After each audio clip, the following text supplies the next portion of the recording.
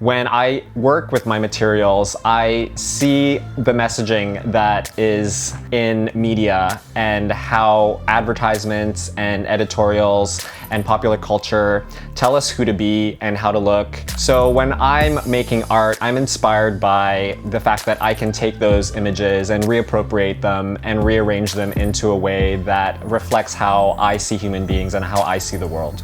My name is Jay Cabalu, and I am a pop artist working in the medium of collage. I deal with many issues in my artwork just by nature of I'm using popular media and mass media to create my works, so they're already going to include issues of capitalism, racism, gender, representation, sexuality. It includes so much. I noticed when I was going through comic books and magazines as a young person that Asian people were not represented very much at all.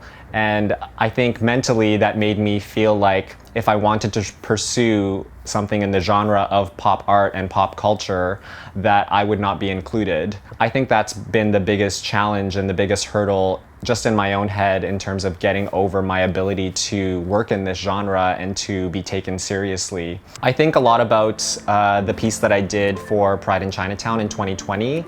There's a line that I incorporate in the piece by Toni Morrison, which is "Racism is a distraction." That's followed up by "It keeps you from doing your work, and it keeps you explaining over and over again your reason for being." I think about that constantly, and anytime that I feel like I am not good enough, or that I don't have the energy to do what I'm doing, or that I can't make it in this world, I think about that phrase. And it reminds me that while the structures of racism are very real in the world, the actual idea of it, that I'm not good enough, that is the part that is not real. And that is the part that is a distraction.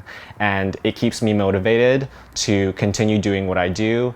My current show, Extra, is on view at On Main Gallery in Chinatown at the moment, curated by Paul Wong. Creating the show was really meaningful to me. I did it during a time where I wasn't seeing very many people during the pandemic. It was just so gratifying to see some pieces evolve over a year and to see this whole show as a whole together and to see all of the ideas come into play and be in conversation with one another. If you have a vision and you have an idea of what you want your art practice to be, you can get there. I would say to be patient with yourself. It took me a long time to figure out how to make portraits entirely out of collage. I would also say be organized. It took me also a while to realize that I had to sort materials, and it's made the process a lot more forgiving and efficient. I would also say have fun with what you're doing. Collage to me is about having a good time and playing with different images.